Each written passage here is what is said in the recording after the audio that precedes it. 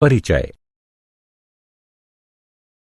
रासायनिक सूत्र या अणुसूत्र परमाणुओं के बारे में जानकारी को व्यक्त करने का एक ऐसा उपाय है जो एक विशिष्ट रासायनिक यौगिक को संगठित करता है। रासायनिक सूत्रों का प्रयोग रासायनिक अभिक्रियाओं को व्यक्त करने हेतु रासायनिक समीकरणों में किया जा सकता है। आयनीय यौगिकों तथा अन्य अनाण्विक पदार्थों के लिए एक आनुभविक सूत्र का प्रयोग किया जा सकता है जिसमें अधोलिखित तत्वों के अनुपात को इंगित करती है। उद्देश्य। इस पाठ के अंत में आप निम्न करने में सक्षम हो जाएंगे: विभिन्न यौगिकों के आयनों को समझना, आणविक द्रव्यमान की गणना करना तथा विभिन्न यौगिकों के आणविक सूत्र लिखना। आयन। किसी आवेशित कण को आयन कहा जाता है। यह धनात्मक या ऋणात्मक रूप से आवेशित हो सकता है। ऋणायन। ऋण आवेशित आयन को ऋणायन कहते हैं। धनायन। धन आवेशित आयन को धनायन कहते हैं। उदाहरण: सोडियम क्लोराइड यानी NaCl।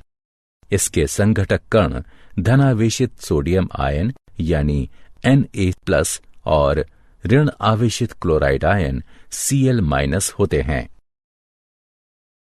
बहुपरमाणुक आयन।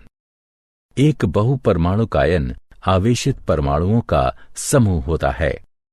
उदाहरण: नाइट्रेट आयन। रासायनिक सूत्र लिखना। किसी यौगिक के संघटकों के सांकेतिक निरूपण को उस यौगिक का रासायनिक सूत्र कहा जाता है। किसी तत्व की संयोजन शक्ति उस तत्व की संयोजकता कहलाती है। संयोजकता यह दर्शाती है कि एक तत्व के परमाणु रासायनिक यौगिक के निर्माण हेतु किसी अन्य तत्व के परमाणु से किस प्रकार जुड़ेंगे। कुछ सरल और बहुपरमाणुक आयनों की संयोजकता तालिका में दी गई हैं। रासायनिक सूत्र लिखना।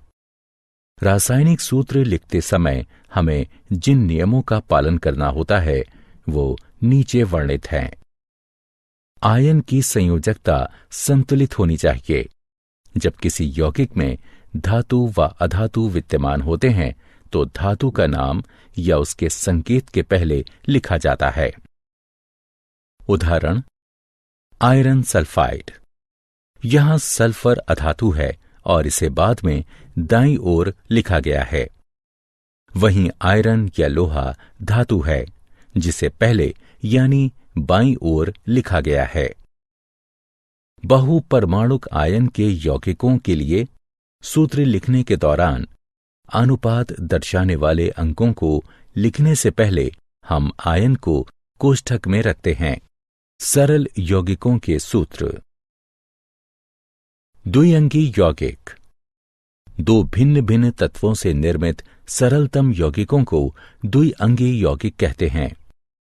जब हम किसी यौगिक का रासायनिक सूत्र लिखते हैं तो हम उसके संघटकों और उसकी संयोजकता लिखते हैं। उदाहरण: hydrogen chloride HCl, hydrogen sulphide H2S, carbon tetrachloride CCl4, aluminium oxide Al2O3।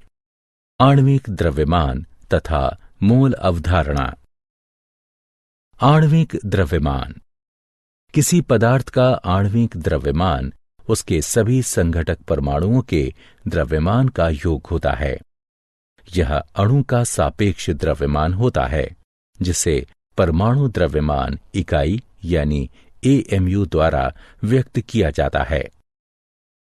उदाहरण: HNO3 का आणविक द्रव्यमान बराबर H का आणविक द्रव्यमान जमा N जमा 3 का आणविक द्रव्यमान गुणे O का आणविक द्रव्यमान। सूत्र इकाई द्रव्यमान। किसी पदार्थ का सूत्र इकाई द्रव्यमान उसके सभी परमाणुओं के परमाणु द्रव्यमानों का योग होता है। उदाहरण NaCl का सूत्र इकाई।